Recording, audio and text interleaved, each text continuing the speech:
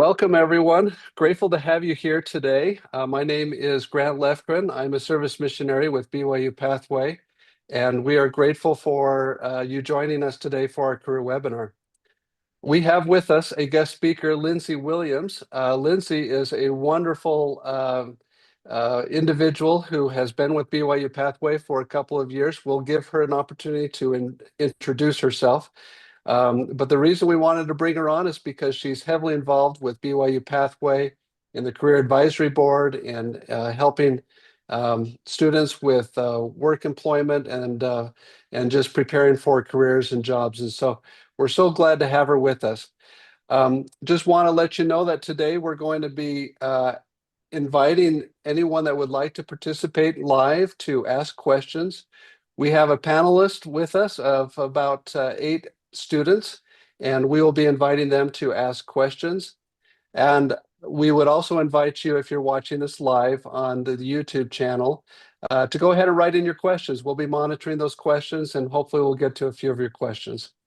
And so we'll start off with inviting Lindsay to introduce herself. We had a prayer earlier in our practice session, and so we'll just go right into Lindsay's introduction, and then we'll go from there.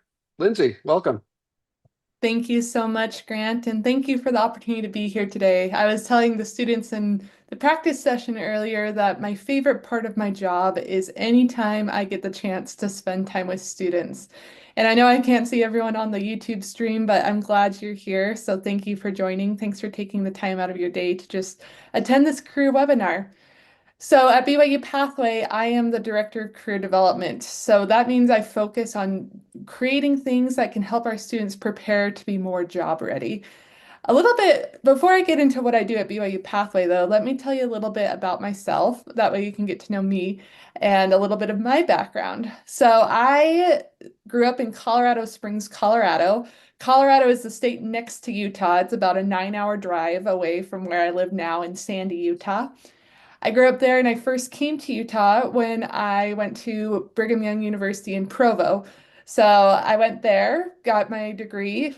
It took me a little bit longer than 4 years because I took a little 18-month break to serve as a missionary for the Church of Jesus Christ of Latter-day Saints. I served in the California Riverside Mission, and that's where I learned Spanish. So for those of you who are learning a second language as part of BYU Pathway, maybe you participated in English Connect or are just learning English to be able to participate in this program. I know how that feels. Learning a second language is really hard, but it's a wonderful experience to be able to do that. So when I returned from my mission, I completed my degree at BYU. I got a degree in communications and journalism. And after I graduated, I did an internship at a company that's called Deseret Digital Media. So I worked in journalism for a little bit, and then I worked at a local magazine called Utah Valley Magazine.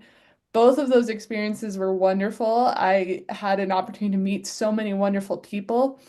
And I started to just think about my future and what I wanted to do. And one day I was looking at job postings, which I think is a great thing to do. I think everyone should always be constantly looking at job boards, seeing what's out there, seeing what opportunities exist.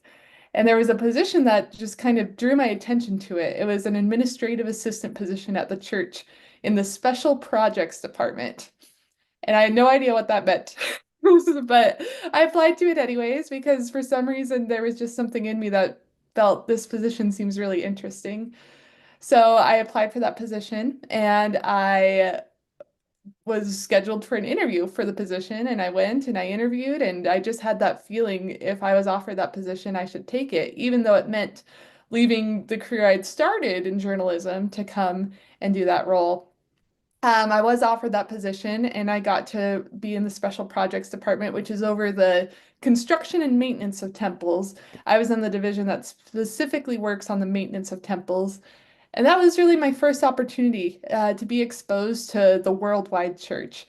I mentioned I served my mission in California, which is still in the United States. So I hadn't really experienced what it was like to be part of this worldwide Church of Jesus Christ of Latter-day Saints until that time, because I supported 2 section managers. One was the section manager who's over all of the international temples, and one was the section manager over all of the domestic temples.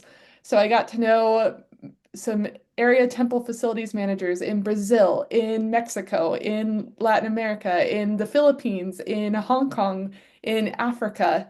And that was just a really, really wonderful experience to see this beautiful church. And I shouldn't forget, there was also Nick in Europe and there was also Kirk in New Zealand. So I was able to kind of see all the corners of the world and have friends all over the place. And I fell in love with the fact that we're part of this global community. And this is a community you're a part of too, as BYU Pathway students. While I was in that role, I had a recruiter reach out to me based on my LinkedIn profile. So this is one of the reasons that we talk about having a good LinkedIn profile is because you never know who's going to be looking at it. And this recruiter who reached out to me found my LinkedIn profile because I'd listed that I was an administrative assistant at the church, and they were looking for an executive assistant to the president at BYU Pathway Worldwide. So the recruiter reached out to me and said, "Hey, we're looking for someone for this position. You seem to have some qualifications for it. Would you be interested in applying to it?" And I was excited about that. I've always loved education and I thought it would be a great opportunity. So I applied to it and I met with then President Gilbert, who's now Elder Gilbert. He's our Commissioner of Church Education. And I met with him and I became his executive assistant. And I did that here at BYU Pathway. That was kind of my first role here. I did take a brief intermission from BYU Pathway because I wanted to go explore that journalism dream for a bit. So while I was here, one of my former colleagues from Desert Digital Media reached out and said, "Hey, there's an opening for a position at LDS Living. Would you be interested in that role?" So that speaks to the importance of having a strong network and maintaining your connections. So at that time, I was interested. I had always wondered about my journalism career that I'd only explored for about a year and a half after graduating from college. So I went and I worked at LDS Living. I loved it there. I was there for a year and a half. And then BYU Pathway reached back out and asked if I would be interested in coming back. So I came back, I worked in the mentoring department for a couple of years. When I was in the mentoring program, some of you might think I look a little bit familiar if you've had that role of being a mentor. It's because that's when we kind of started this having our mentor jobs be student jobs through a company we work with named Springboard. And that was an exciting time, kind of building that program and creating that. And I saw the power that can come from students having good work experience. So when I was in that role, someone else reached out to me whose name is Matt Eyring. He's our vice president of advancement here. And he said, "Lindsay, do you like getting students jobs?" And I said, "I absolutely do." So then I moved into this role where I work in career. The reason I share my story is because a lot of pieces of this are things that we try to teach students in terms of what they need to do to find a job. I've always felt really strongly about having a strong network. I've been in a lot of different companies and a lot of different roles, but you never know when your paths are going to cross with someone again. So I think it's so important to maintain strong relationships with anyone that you work with. I've told you about my LinkedIn profile and how a church recruiter found me because of my LinkedIn profile. Another part of my story is when I interviewed with Elder Gilbert, he called my former boss's boss, I guess. He called one of his colleagues at Desert Digital Media because Elder Gilbert was once over Desert Digital Media. And he asked, "What can you tell me about Lindsey Williams?" So I'm glad that he had good things to say because that's what landed me at BYU Pathway. Having a strong network and making sure you leave good impressions with people really matter. You never know where those connections will lead. I was just an intern at Desert Digital Media. Never would I have thought that that role would have been the gateway to my career here at BYU Pathway. I've now been here for almost 5 years, and it's a wonderful experience. So what I do day in and day out is I work in the career development space. I help think about what we can do to help our students become more job ready. That includes things like these career chats, these career webinars. And there's kind of two versions of it. There's the career chat that you can go to in your local area, and then there's these career webinars that Grant hosts each week. These are really important experiences because you can come and you can gain knowledge. You can learn from experts who can share information with you about what you can do to further your career. So I love our career chats. I love our career webinars. They're amazing resources. We also have societies, which is a another type of event that we do. It's for people who are a little bit further along in their degrees, who have chosen their major and have earned a couple certificates in it. And those society events allow people to talk more about industry specifics with each other. They're able to talk, I'm in applied health. Let's talk in the healthcare society about what we can do to further our careers in this industry. Both of these efforts are still new and we're working on them. So you might be wondering, is there a society for my major? And we aren't quite at the point where we have a society for every bachelor's degree, but we're growing and we're working on it. And that's one of the things that's really exciting about this career development space is we're constantly trying to build more resources for an ever-growing student population. We also have resources on our website. If you go to byupathway.edu/career-services, that's where you can find our resume guide, our interview guide. We try to keep that site up to date with our most accurate resources. The first thing I do when I talk to a student is I ask them to send me their resume. And everyone should have a good resume on hand. You do learn about resumes in PC 102. But the first thing I tend to do when I'm mentoring students is I say, okay, your resume looks really good. Now let's throw it into VMock. Let's have the AI give you some advice on your resume. Let's go through the resume guide that exists. Let's see what we can do to improve that.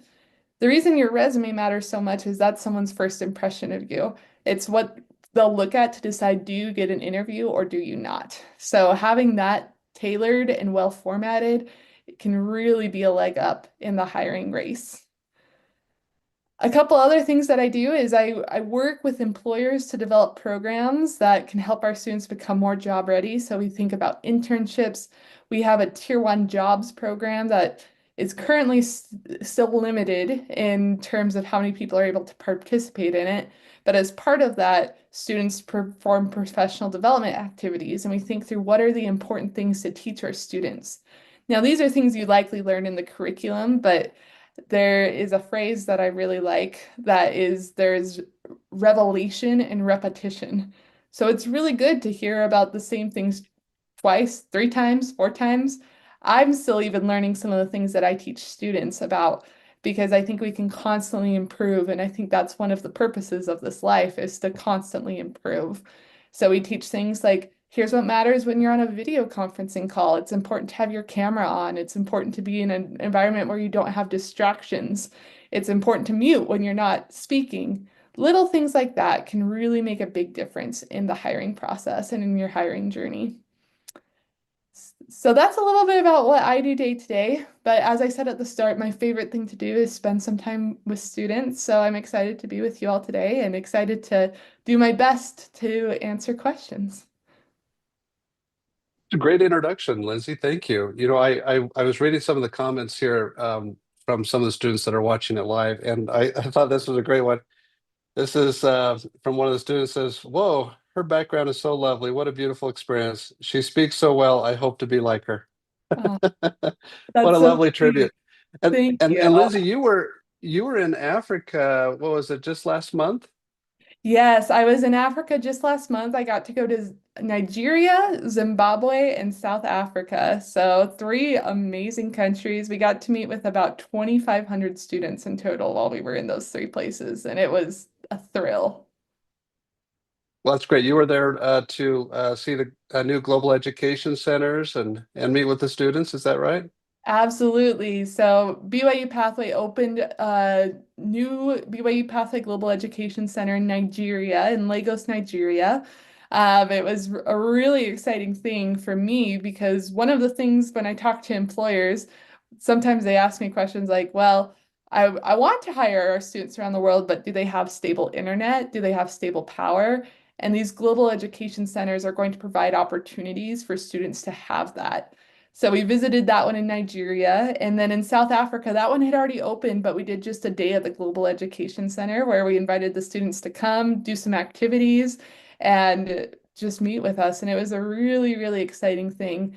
I told the students in South Africa that, and this is in Johannesburg, South Africa, that if you're looking to get a job, the BYU Pathway Global Education Center is the place to be because it allows you to have that network. It allows you to talk to people and see people who have jobs, figure out what they did to get that job, and see what you can do to leverage those connections to get a job for yourself, in addition to having that stable power, stable internet. So those sites are amazing, and it was wonderful to visit them. Now, Lindsay, you do work with a lot of employers that are interested in hiring students from BYU Pathway, Ensign College, BYU Idaho. As you meet with, and I will give the chance to some of the panelists here, but I'm just going to get this started here with one question. As you meet with employers that are looking to hire students, what would you say are some of the criteria, maybe more on a soft skill level? What are some of the things that they're looking for? Obviously, they're looking for individuals that have a good internet connection. They're looking for people with maybe stable power, as you mentioned earlier. But when it comes to developing skills as a student, what are some of the things that you notice that employers are looking for that might set a student apart from others? Absolutely. That's such a good question. And I love what you said there, Grant. There's always that baseline the employers are looking for. They're looking for the stable power, the stable internet. A lot of the employers we work with are here in the United States, and they're looking to hire people remotely into their companies. Now, remotely kind of can mean two different things. Remotely sometimes means, you work from your home or you can work from wherever you want.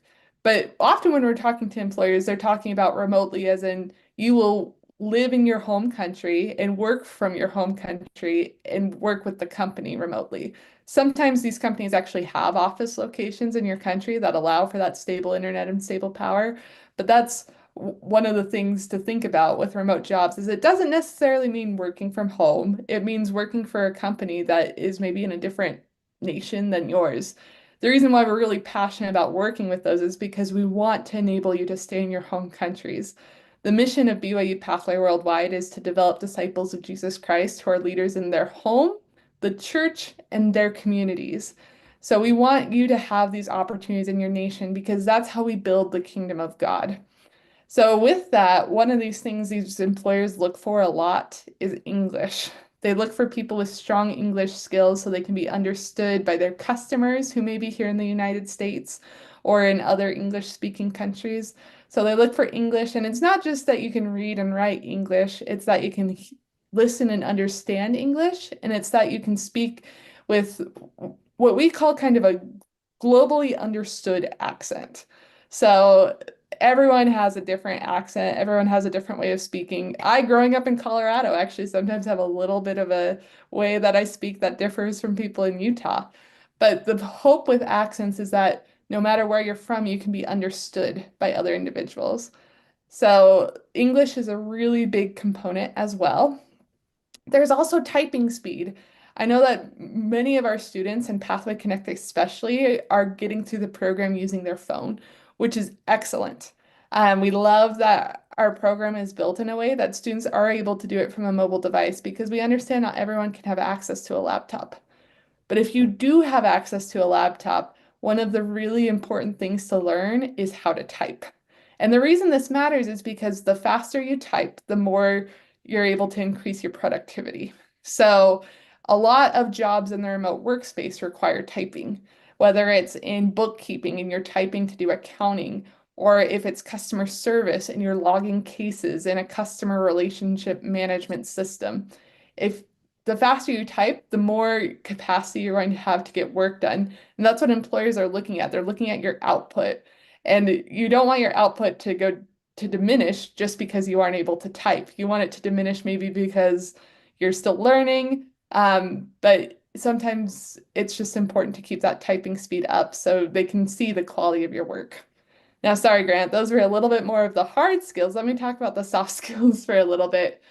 I was putting together a slide yesterday for a presentation I'm giving. And one of the top soft skills employers are looking for when they're looking at your resume is problem solving. Are you able to, in the workforce, you're going to run into problems. And problems sometimes has a derogatory meaning, but it's actually it's part why you're hired is to solve problems and to come up with solutions. So they're looking for, does this person have the ability when a problem comes up to be able to figure it out, to be able to, and that doesn't necessarily mean that you're going to figure it out all on your own. You'll have help, you'll have resources, you'll have a supervisor you can ask, but if a problem comes up, what are you going to do to try to solve it? In my case, anytime I run into an issue, the first thing I do is I figure out, what do I already know about this situation? What do I know? What have I been trained in that I can use to resolve this issue? And then I often will run into a roadblock and I'm like, okay, the issue isn't resolved yet. What can I do next? We have this amazing resource in the internet, and the internet has a lot of solutions when you run into questions or challenges. What can I do to I'm putting together this workbook in Excel and my formula is not right. What am I doing wrong? And the internet can teach you a lot too. And there's your colleagues. I work really closely with my team to figure out, okay, we're coming up against this challenge. What can we brainstorm on together? What can we collaborate on together? That's another big soft skill employers look for is teamwork, collaboration. What can you do to work together to solve a problem? And then once I've exhausted those resources, or if it's an urgent or a major issue, I'll go to my supervisor. I'll go to Matt and I'll say, I'm running into this issue. Here are some of the things I've tried to resolve it already, and I'm still running into these roadblocks. I do always try to go to Matt with, here's what I've already tried. Here's what I've already done myself to try to resolve the issue. I don't just want to bring him an unbaked mess that I haven't given any thought to, because that's why he's hired me. He's hired me to try to figure some things out on my own.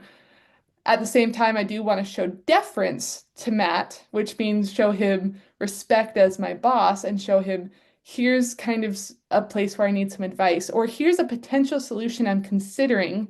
Is this the right path forward?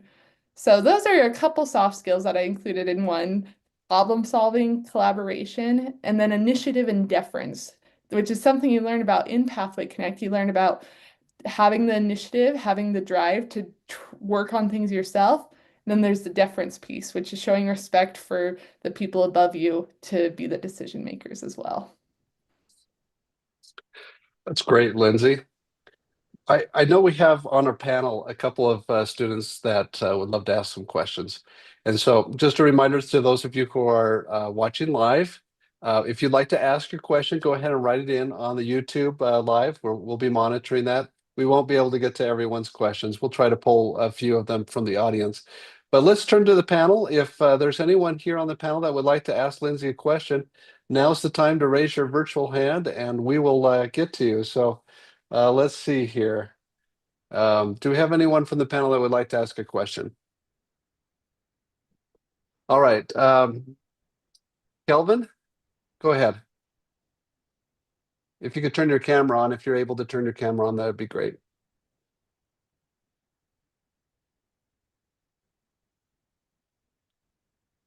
All right. We're going to go to James Blessing. Blessing, go ahead. All right, thank you, Grant. It's nice to be in this call today. I just have a couple of questions to ask. All right, in recent times, we have seen a lot of Pathway Connect students, as Pathway Connect students, having the opportunity to have a tier 1 job, and also this also gives them an opportunity to develop their skills. And but there are degree students, people who have matriculated already to join either in the Ensign College or the BYU Idaho. They don't also have this opportunity. So I wanted to ask, is there any plans for this degree student to also have this opportunity for these tier 1 jobs, and also to get time to also develop themselves in terms of these skills, these skills that are needed by employers? And also, my second question is there, Lindsay, as you speak with a lot of employers, is there any specific certificates or degrees that you feel that are most important or most needed by employers? Or do they have preference on certificates? Because I'm saying this as an applied health student. someone pursuing a degree in applied health, I've thought of the various opportunities that might present even after my degree completion, since that in the country where I am, they don't really regard this certificate for now. They prefer you go to their normal medical schools to be part of their workforce. So what is the fate of people studying like applied health in BYU, either to have a job, to have a remote job? Thank you so much, James. These are two really great, really great questions. Let me start with your first question, which is about the Tier 1 jobs program and who is eligible for these Tier 1 jobs. Right now, this Tier 1 jobs program has definitely been, we started this about 2 years ago, and we've been trying to figure out the right approach for it. Because one of the things that we know is 80% of employers, which is a lot of employers, really care about work experience when they're looking at students to hire into their companies, which is something you brought up in your question. You brought up how can online degree students also get the work experience that really matters for their resume. As we've been kind of experimenting in this space and trying out a couple things, one of the things we have been thinking about is what we can do to open up these opportunities to more students. Now, what that looks like is still kind of being worked on and it's still being developed. But in the future, my hope is to make this program available to the students who need it the most. So these are the students who might not have the Tier 2, Tier 3 marketable skills. So when we think about jobs at BYU-Pathway, we think about it in terms of progression, because one of the things we believe is we believe all of our students have the potential to grow into amazing careers because we know you as students, and we know your talents, we know your capabilities. So the idea of a Tier 1 job is this is a basic job. You maybe are doing data entry. It's something that can be done from a mobile device. It's something that you don't necessarily have to have advanced English skills, but it's something that helps you learn how to work. And then when you start moving into the Tier 2, Tier 3 space, that's when you start to have more skills. That's when you've earned certificates from BYU, Idaho, and Ensign College that make you more employable in your degree. It's when you're able to kind of advance in your career and show those skills. Now, as you progress too from Tier 1 to Tier 2 to Tier 3, the hope is that your earnings also go up because you have more skill sets. So in Tier 1, you might make around the minimum wage in your country, and then you start to progress up to be able to make a wage that allows you to better support your family, to better serve in the kingdom of God. So that's our hope with progression with jobs. And as we think about that Tier 1 space, we are thinking of ways to open that space to the people who need the work experience in order to be able to progress. So we just launched a pilot that we're doing within the pilot of Tier 1 jobs. And in this pilot, there are 45 students in it right now. And they're students from all over their educational journey. So some of them are in PC 101 right now, some of them are in PC 102, some are in PC 103, and some are actually in their online degree. But we've identified that they have certain skills they need to develop in order to progress into the Tier 2, Tier 3 job. So how are we able to recognize who needs those skills and what do they do? What do they need to do? In your student portal, you have access to the student bot, or we call it the companion app more officially. And when you go to that, there's a button that's called Jobs. And when you click on that, that can lead you to something called your jobs profile. When you fill out your jobs profile, you're sharing with us about your work experience. You're sharing with us about your English, about your typing speed, about your internet speed. And that allows us to see, okay, here's where the student is at, and here's what we can do to help get them to the next level so they can earn more. And so they can, the hope with our students isn't so everyone earns more to make them, the hope with the students earning more is to make it so they can be self-reliant, because in order to serve in the kingdom of God, you have to have that self-reliance principle in your own life. So kind of a long way of saying, historically, yes, it has been open to just Pathway Connect students, but we're already looking at trying to expand those opportunities to people who need them most. It is kind of a tough situation because we are constantly looking at ways to get more jobs to our students, but that's what we're looking at. Now, on the flip side of that, we are also constantly looking at ways to help our online degree students who have earned certificates and degrees who are in that Tier 2, Tier 3 space to get jobs. Last year, I totaled up the number at the end of the year, and I had talked to about 100 different employers who were interested in primarily our online degree students because they have certificates that show they have certain skill sets. They have degrees that show they have earned certain things. When I talk to employers, I'm sharing, you know, some of their fears with using remote work is, do the students know how to work on a laptop? Do they know how to work online? And I'm able to tell them, yes, they are actually doing their school online. It's all in English too. And for that reason, they look for some of our more advanced students. So we're looking at solutions for both groups. It is something that we feel we just have to keep working on. We have to keep helping people be more aware of our BYU Pathway students. But one of the things that I love is BYU Pathway is part of the church educational system. So we're tied to a really, really strong brand. People here typically know what BYU is. They've heard of that school in the United States. There's a big tournament going on right now called March Madness, and the BYU basketball team is actually in the tournament right now. They're advancing, I think, to the Sweet 16 is where they're going to right now. So they're on national TV and everyone's hearing about this school. What we have to do is we have to help the employers know, hey, there are also students all around the world who are part of this BYU Pathway church educational system family, and they have the same skills and can help you in your companies. So that's the first question. Your second question about certain certificates and degrees and which ones might lead to more jobs. This is a really, really good question, and this is something that we're actually researching right now as BYU Pathways. We're looking at what are certificates and degrees that can lead to the most jobs, because we feel this is something our students should know. What are the certificates and degrees that lead to the most jobs in your area? Applied health is one that we've been trying to figure out more job opportunities for. It's a little bit of a tricky one on the remote job space just because health has a lot of local regulations. So what I encourage students to do when they're choosing certificates and degrees and choosing their major is to go use the internet or use your network of people around you.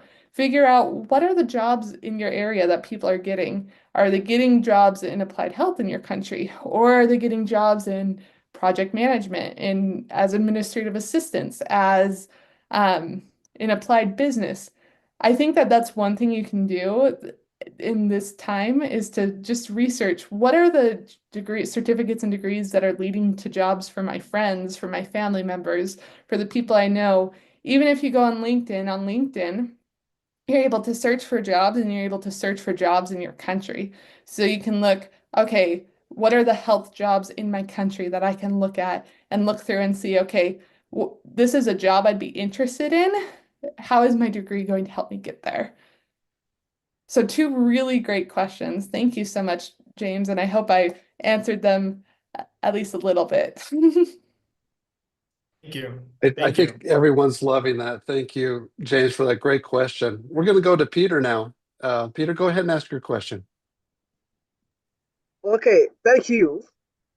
Our students, some of our students are missionaries, BYU-Pathway missionaries.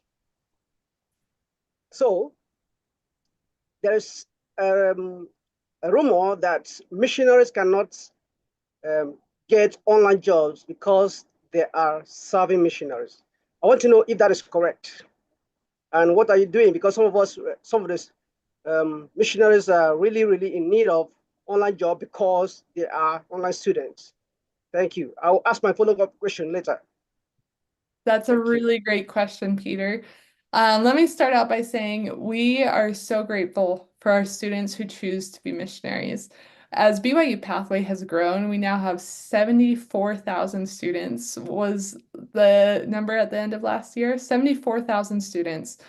And with that, that's a lot of gatherings that we have to have. And we have to have a lot of people running those gatherings. And our gathering missionaries play a critical role here at BYU Pathway. And we're so grateful for them. And for those students who are choosing to do that while they also are pursuing certificates and degrees, we think that's commendable. And we're very, very grateful for them. This is a policy that currently exists, but with certain jobs is what I'll say. So the jobs that we're looking at are jobs like mentors, jobs like instructors, jobs where they're also serving BYU Pathway students in another capacity. And the reason the policy was put into place was because we needed to delineate those roles. We needed an instructor to be just an instructor and a missionary to be just a missionary. Now, this policy was first put into place actually back when I was in mentoring, and I remember actually I met with a lot of our mentors who were also serving as missionaries, and I talked to them and I saw the heartbreak as they had to choose between their missionary service or their job as a mentor.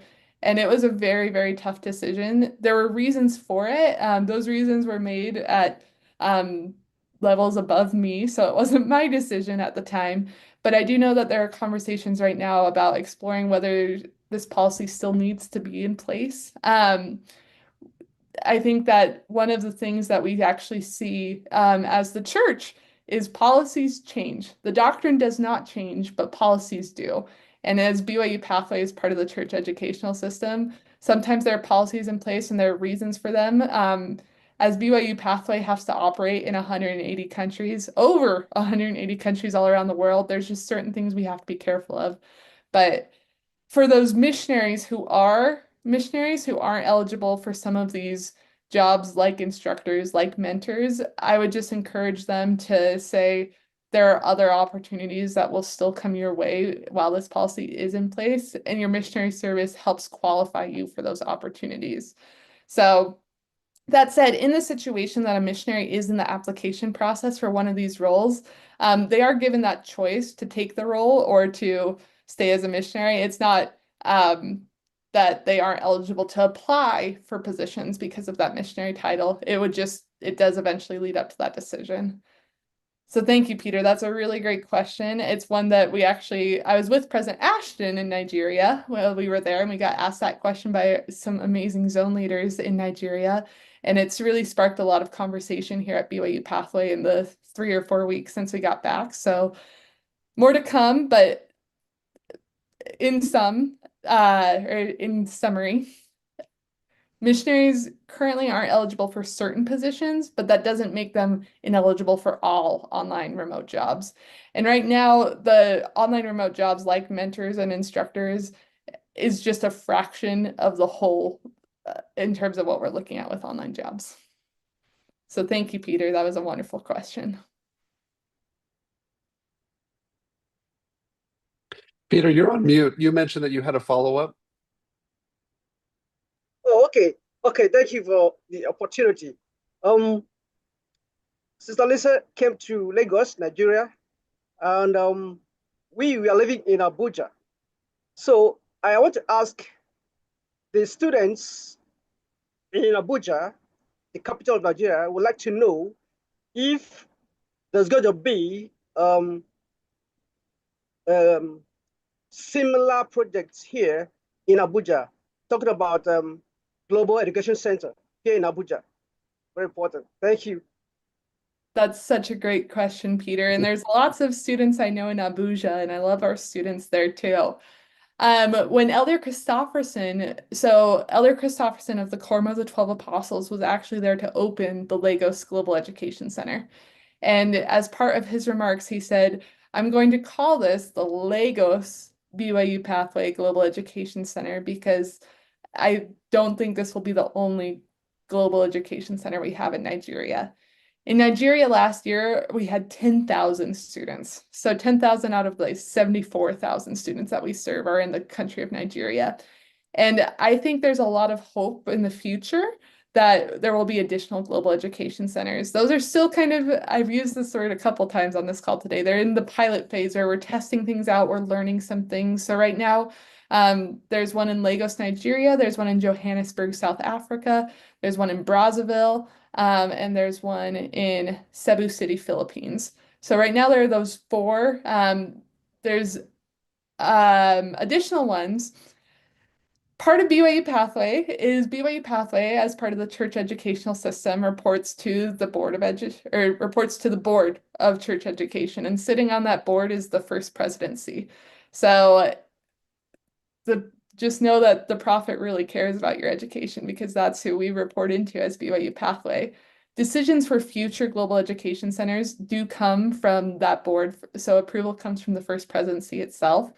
And at this time, we don't have approval for additional sites, but I think there's a lot of hope for future sites. And I think Elder Christofferson, who sits on the executive committee of the church education system, which is just the layer below the board, Elder Christofferson has given us hope that more could be coming soon. So I would just say stay faithful, and the Lord likes to reward people for good works and for their faith. And I have a lot of hope for Abuja and for a lot of other places in Nigeria too. Thank It's you. a great question. I do know that they have really emphasized that these global education centers be kind of in the shadow or in the area of a temple. And where Abuja has had a temple announced, I'm sure that brings some qualifications to that. I think the ultimate education center is the temple, but I think it's wonderful that the church is growing.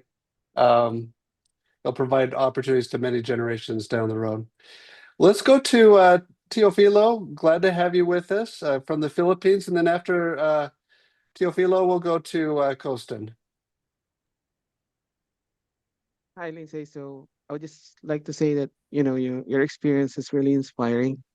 And it's really what you're doing right now really helps a lot of students, just like from the Philippines and around the world. So I just want to focus first again on your experience. So I know that the question are coming from the BYU, but I just want to, know about your experience again. You've been consistently recognized and frequently offered opportunities in your field, and I know you mentioned that it's about the connection that you have and also about your LinkedIn profile. But I just want to ask specifically what habits or behavior that help you stand out and attract these opportunities, because on your story you're frequently being contacted with by hiring managers. I just want to know what is your habit and behavior that you're doing back then that give you these opportunities. And Lindsay, with this question, don't be modest. Thank you. That's such a kind question. It's making me blush a little bit just from the start, because that's a really kind thing of you to say, Teofilo. So thank you. There are a couple things that I've tried to embody throughout my career, and I don't want to say I'm perfect in any way, shape, or form. I'm still learning. I still make mistakes. I apologize to my bosses consistently because I'm an imperfect person trying to do this work. But I think a couple of things I've really tried to do in my job. The first is when I'm at my job, I'm at my job. So I try really hard to have, it's important. There's actually a talk by Elder Bednar, and it's a talk about balance. And it's actually, the original version was given in Spanish, and that's the first time I came across it. But he talks about how in life it kind of feels like you're spinning a bunch of plates and you're just trying to keep the plates spinning and trying to keep them from falling to the ground. So there's your family plate that you're spinning, there's your church calling plate that you're spinning, and there's your work plate that you're spinning. What I've really tried to do in my job is kind of separate my plates. So when I'm at work, like my family, my friends all know they won't hear back from me until after 5 because 5 o'clock US time is typically when the workday ends, 5 p.m. I don't know what that is on the international clock, but between 8 and 5 US time, my family and friends know, like, Lindsay's working. She probably won't text us back. She won't. I will answer phone calls. Like if my brother calls or if my mom calls, I'll take their phone call because they know if they're calling me during work, it has to be important. So I try really hard when I'm at work, I try to be at work. But then on the flip side, when I'm at home, I try to be at home. So what I do in my life that I've set up is after work, I always go to the gym. I think taking care of your physical self is just as important as taking care of your mental self and your spiritual self. So I go to the gym, and that kind of acts as my divider between work and home. So I go to the gym and then I come home, and then I'm home, and then I'm focused on my family. I'm focused on my house. I'm focused on the things that I have to do at home. I'm focused on my church calling. And I try really hard to just have that separation. That way, when I'm at work, I can give work 100%. But when I'm at home, I can give home 100% too. And now sometimes there are things that happen. Like, I'm not saying I'm every single day. I'm not. I take breaks sometimes to figure out some things that are going on in home life. There's lunch hours and things like that. So, but I try to give work 100%. Another thing I've tried really hard to do is anytime I leave a job, growing up, going to campsites, they always say you should leave the campsite better than you found it when you showed up. And that's what I try to do with work too. So when I'm leaving a job for any reason, my last few weeks, I try to create knowledge repositories. I try to create training instructions for the next person. And I've always tried to leave a job with a really solid foundation for the person who comes after me in that job. So that's another thing I've tried really hard to do is I try to leave with a really good impression. I always give proper notice. That varies from country to country. In the US, it's typically about 2 weeks, but I have found that I tend to give about 3 or 4 weeks sometimes, just so the employer has enough time to prepare for my departure too. I think it's so important to make sure you don't burn bridges as you leave. My sister had an experience recently with one of her coworkers where they left without giving much notice at all, and it hurt my heart when I heard the story of it because I just thought that burns some bridges that one day she might wish weren't burned. So I try to really hard to just maintain those relationships, and I put extra effort into them anytime I'm leaving. And that's been helpful because you never know when things are going to come back up. The other thing I try to do really hard is I try to be kind to everyone, and I'm not perfect at that. I don't think any of us are perfect at it. But when I think about the Savior and his life and what he did in his life was he was kind to people. He understood that everyone comes from a different background and everyone has different experiences in different situations. So are there moments when my coworkers maybe irk me a little bit or annoy me a little bit? Absolutely. I think that happens to everyone. But I try to respond to them in kindness, not knowing what's going on in their lives.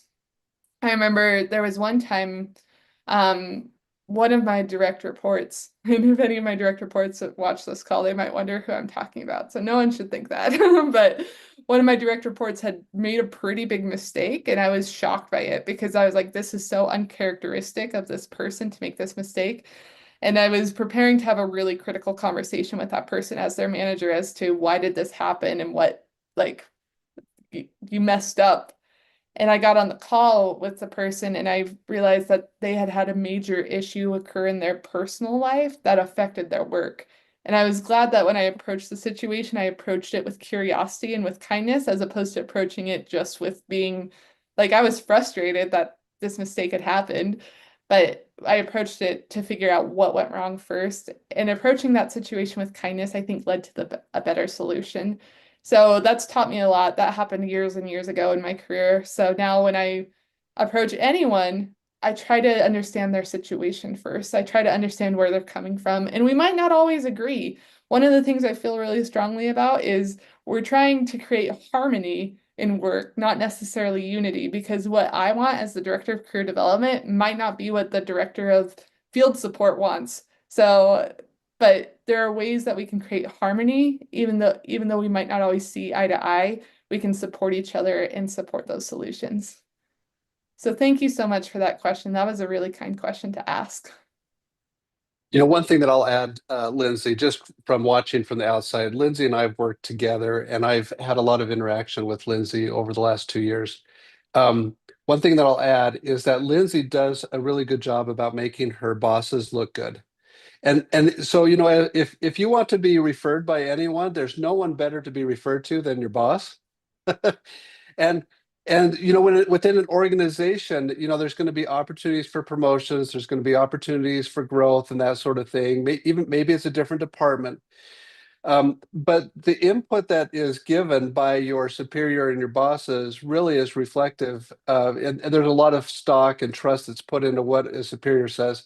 And when I say that Lindsay makes her bosses look good, is that kind of if there's anything that you could do to make your boss's job easier, or to make them look good by being organized, by having information readily available, it really helps. If your boss is in an important meeting and maybe they're trying to sell a product, maybe they're trying to sell an idea, maybe they're having a discussion, and you're there with the boss, if you have all the information available, ready at your fingertips, and your boss may be really busy with a lot of things that they might not be in the weeds and knowing all of the information. If you have it readily available, it just makes him look good. And then also if you're organized, that makes your boss look organized. And so anyway, Lindsay's been really good about making the people around her look good. And that's really helped her. So that's just an observation from my side.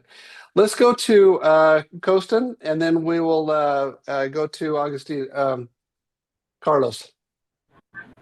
Okay, I'm so thankful to be here. Okay, my question is, so most campus students, they have an opportunity to go on career fairs held by the campus. So most on these career fairs, they meet employers and they get to connect with the employers. So would I be, maybe in near future, would you be expecting such resources for the online students? That is my question. That's such a good question. So in terms of the traditional campus experience versus what we experience at BYU-Pathway Worldwide, we're often thinking, how do we duplicate what is done on a campus environment and make it accessible to our students all around the world? So a couple things that we've been thinking about in the career space. On a traditional college campus, there typically is a career center, and you're able to go there, you're able to have someone look over your resume, you're able to practice interviews, you're able to do things like that. We're looking at ways to try and make services like that accessible to our students when they live in 180 countries and every time zone in the world. The first step we've made in that direction is the weekly career chats that you can find about in the Career Connections WhatsApp group. If you go to those, you'll be able to, and it's not necessarily one-on-one time, but you're able to get small group feedback in those sessions, which I think is really beneficial. The other question you brought up, though, is about job fairs and the opportunity to go and meet employers. Typically, so as an example, Ensign College here in Salt Lake City so many of you are doing Ensign College certificates and degrees online, but they also have a campus here in Salt Lake City. And employers love coming to job fairs because it gives them an opportunity to meet students, recruit students, and learn about them. As we are kind of establishing our foundation, we're looking at what we can do to do that same experience for our employers who are looking to hire our students internationally. So we actually so Grant brought up our career advisory board, which he serves on.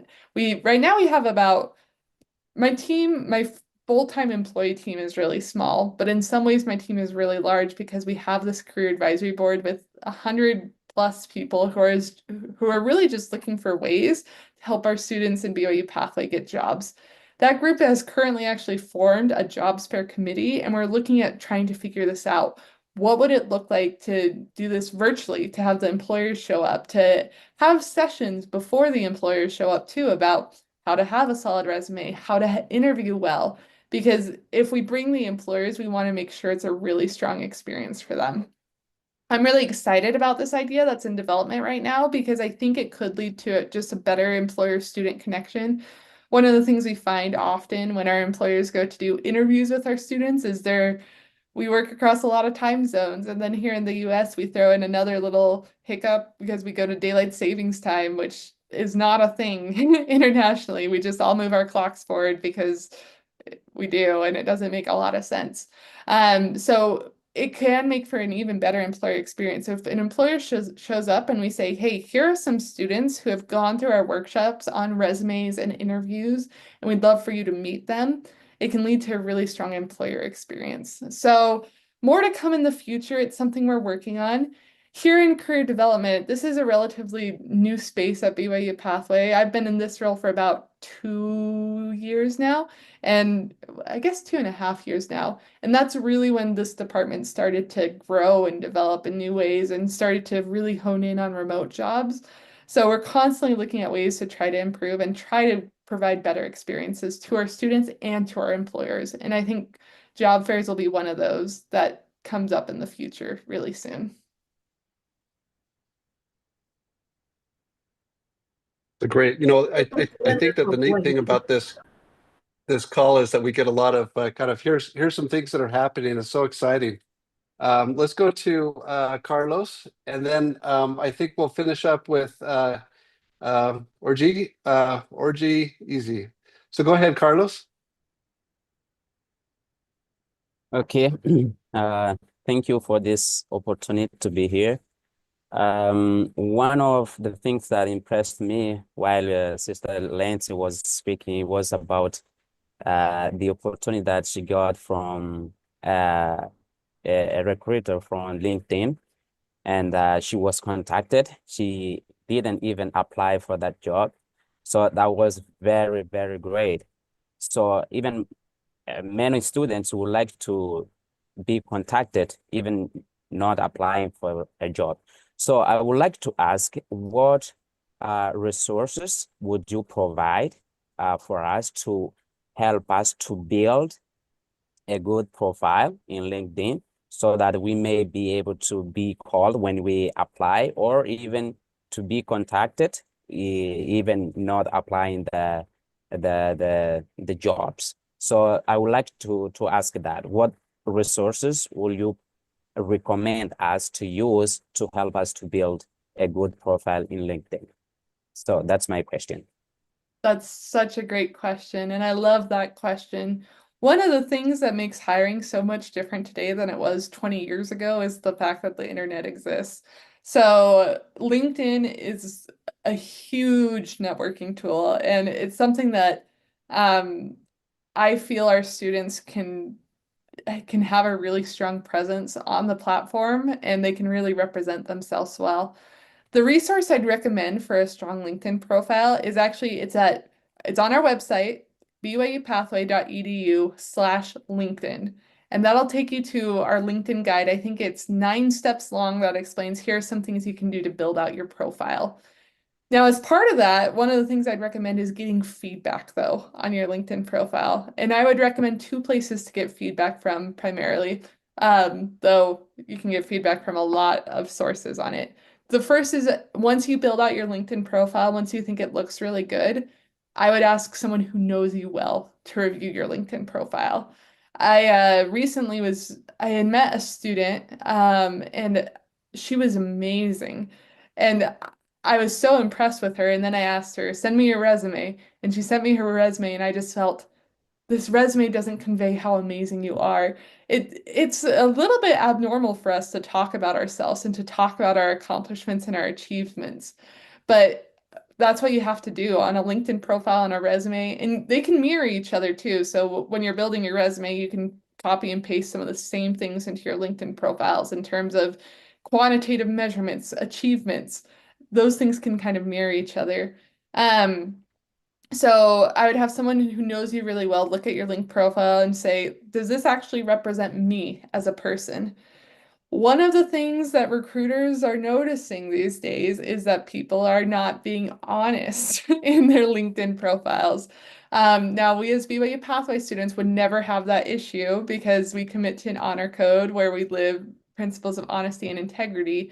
But that would be one of the worst things you could ever do on your LinkedIn profile, is lie about your experience, because the recruiter would reach out to you and ask you about that experience specifically.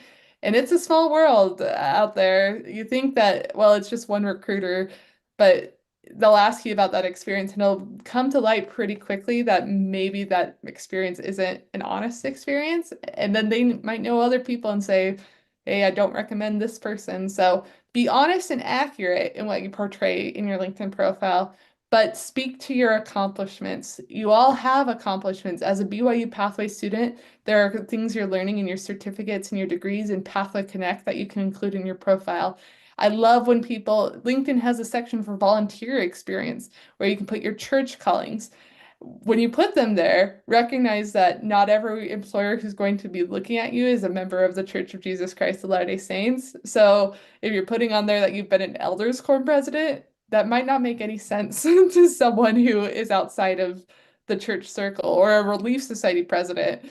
Elders Quorum and Relief Society are kind of 2 really weird words that don't have translations outside of the church itself. But you can put on there you were an Elders Quorum president, and as part of that, you led a group of 200 men to be better disciples of Jesus Christ. You were a Relief Society president, and you coordinated efforts to build self-reliance among 300 sisters, or things like that. Make it quantitative and make it powerful, even if you don't have the work experience there. So after someone who knows you looks at your LinkedIn profile and says, yes, this accurately represents who you are as a person, I would have someone who doesn't know you as well look at it and give you some feedback. Because it's one thing to get feedback from your friends, it's another thing to get feedback from your acquaintances. Because employers won't know you, or frequently they won't know you when they are looking at your profile. So you want to make sure it stands out and it's something that is catching to them. It's something that is exciting to them and they're excited to get to know you and get to meet you. But again, we have our LinkedIn guide. It's byupathway.edu/LinkedIn, and that can take you to some really good resources there. We also talked about we also talk about LinkedIn profiles on the career chats. So feel free to come into the career chats and learn more in those as well. Lindsay, it's been great having you. We're at the end of the hour. Are you on a time schedule? Do we have time for one more question We here? absolutely have time for one more. So I All right. sent a representative by 10 o'clock just in case. Okay. All right. We'll go to one more question here with Orgy, and then we'll just give you just a minute or two to kind of give your closing remarks and maybe close with your testimony. Go ahead, Orgy. Ask your question. Okay, thank you very much for the opportunity. So my question, I'm currently serving as a mentor. So I have a lot of students who wants to get into the remote world and get a remote job. So I want to know, is it just the companion app that BYU-Pathway is currently working on, or is there any employer that BYU-Pathway has made connection with that do give students internship opportunity? Because most times you see students do tell me that we've actually completed the job profile, but they've not been reached out to. So how do they get opportunity for like internship so that they can also have experiences in this remote world? So how do we help them build this connection and point them to the direct people? That's such a good question. So, as part of completing the jobs profile, one of the questions that's asked is, do you give consent for BYU Pathway to share your information with employers? So, as a student at BYU Pathway, your information is protected. It's not something that we freely share unless you give us your permission to share it. So, that question that says you have my consent to share my information with employers allows us when an employer comes and says, hey, I'm looking for students who are in this certificate who I want to apply or who I want to send a job posting to. Great, we can send it out to those students because those students have given us their consent to share that information with employers. So I would encourage students once they've completed their jobs profile, and this is not even just with jobs profile, but this is with job hunts in general. Watch your emails, watch them frequently, and get rid of emails that you don't care about. So almost all emails are required to have an unsubscribe button. So if you're subscribed to, like, my grocery store will send me an email, and I'm like, why is my grocery store sending me an email? So you can unsubscribe from a lot of emails to keep your inbox clean. That way, when these important emails hit about job alerts or an employer is reaching out about an opportunity, you can get those emails. The other thing I would just encourage students to do, we are still kind of in a phase where we're trying to build the job network. Our student enrollment is much higher than the jobs that we have available. And it's not even jobs that we have available. BYU Pathway is actually independent of all hiring decisions, and we try not to influence any hiring decisions because we're an education institution. It should be up to the hirers to make the decisions. But one of the things that students should just be aware of is we're trying to build more and more and more job opportunities for students. But right now, there's still probably some responsibility on the students, and there will always be responsibility on the students to hunt for the jobs themselves. On the Career Services webpage, we do have some resources for how to find a job. So you can search on LinkedIn, you can network, you can talk to people, and you can try to find jobs in those ways. And as a mentor, you can encourage your students, well, and this is a question I'll ask students too, what are you doing to try to find a job? Because trying to find a job is almost a job in and of itself. So it's, what are the companies you're aware of that your friends are working at, that your family is working at? How can you prepare yourself to be in that role? What are you doing to improve your resume, to have your resume on hand? Does your resume look sharp? Does it look like something an employer would say, I want this person when they see your resume? How's your LinkedIn profile? Things like that are what I tend to talk to students about when they come to me asking, like, Lindsay, I need a job. I'm like, great, let's work on this together. Let's see what you can do. What are the companies you're interested in? Who do you know who has a job? And what did they do to get that job? So, but the first step is absolutely the jobs profile, because with that, that gives that employer consent question that allows employers to look at our students and find students that meet the criteria they're interested in. Thank you. That was such a great question. Well, thank you, Lindsay. It has been such a treat to have you with us today. And I feel bad that we didn't get to any of the questions that were being written down on the YouTube live channel. Lindsay, if it's okay, we'll keep these comments and questions attached to here. And if it's okay, I'll kind of summarize that and send it over to you so you can kind of hear what they're sharing. I would love for you to kind of hear some of the comments that are being made here. But Lindsay, why don't you go ahead and give some closing remarks, some closing thoughts to the students today, and then share your testimony, and then we'll be done. I would love that. And I'd love to see the summary of the questions from YouTube too. And maybe Grant and Fillmore, maybe there's a way we can try to maybe get some of those questions answered offline too. I love trying to answer questions when I'm able to. My closing thoughts today, as I was thinking about my story and my career path, one of the things that I just feel is so important when you're thinking about a job is involving the Lord in your job search. And that's not something I've actually talked about as much today. So that's what I want to end on my closing thoughts with. God has a plan for you and for your life. And God has had a plan for me and for my life. Sometimes I think, how on earth did I end up in this spot as Director of Career Development here at BYU-Pathway Worldwide? And when I look at my life, looking backwards, it all makes sense.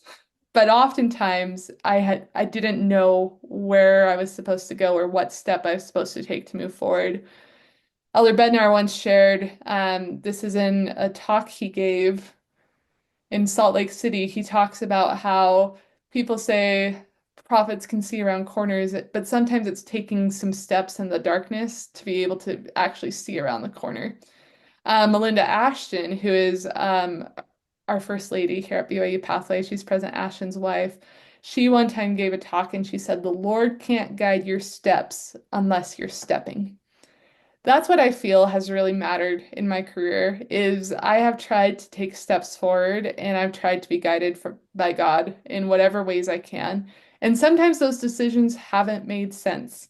So, for example, when I left my career in journalism that I'd spent 4 years getting a degree on, because we don't have the fancy 3-year degree at BYU, I spent 4 years earning my bachelor's degree, and I worked so hard for communications, and I felt prompted to go take a job as an administrative assistant in the special projects department over temple maintenance. I hadn't worked temple maintenance a day in my life, and I didn't know anything about that industry. But that step that seemed like a step in the darkness led me to where I am now, which is filled with so much light and so much goodness. There are hard times too. There are hard times in the job search. There are hard times in a job once you get a job. And involving the Lord in those steps is what makes it so you can stay standing and keep moving forward. So that would just probably be my closing thoughts today. As you think about your career journey, make sure you're involving the Lord in it. God has given you special talents. If you've received a patriarchal blessing, those are outlined in that patriarchal blessing. And you can see, here are some of the things that God wants me to do. And here's how I'm going to, blessings come based on our obedience. So here's how I'm going to obey some of the things that God has directed me to do. Here are some of the talents that God has given me that I'm going to try to multiply, and I'm going to try to move forward. Involve the Lord in your career journey, and He will lead you to become who He sees you to become. God has an infinite view of us and of our potential. Our view is very finite as humans, but God can see us as who He wants us to be. So I would just encourage you, pray about your job, pray about your job search, and then work as if, there's the quote, and I'm going to probably say it wrong. There's the quote, act as if everything depended on you, but pray as if everything depended on the Lord. God rewards us based on our works. You have to work hard, but He will hear your prayers and He will answer them. Not always in the way you expect, but He's there. I'm so grateful for each of you, and I'm grateful for the opportunity I have to try and help you in your career journey. I'm grateful to play a small role in that. I have so much love for our students. And when I think back to that week I spent in Nigeria and Zimbabwe and South Africa, I am just elated. I actually haven't posted about it on my social media yet because I haven't found the words to convey how amazing it was to be in your presence. You all are incredible and you teach me a lot through your actions and through what you do. So continue being great. And I would just encourage you, the thing that'll help us work with more employers is by being great disciples of Jesus Christ. It's by an employer saying, I work with a BYU Pathway student and I love them and I want to hire more BYU Pathway students because this one is so great. Represent BYU Pathway well, and it will lead to more jobs for your peers and for the people in your stakes and your wards and your families that you really care about. So I just closed by saying that I know the Lord is aware of you, He loves you, and He is proud of you as you try to take this journey of being a disciple of Jesus Christ. And I encourage you to involve Him in your journey. As you do so, you'll feel His presence and He'll help you go to heights that you never dreamed possible. And I leave that with you in the name of Jesus Christ. Amen. Amen. Thank you, Lindsay. Thank you, everyone, for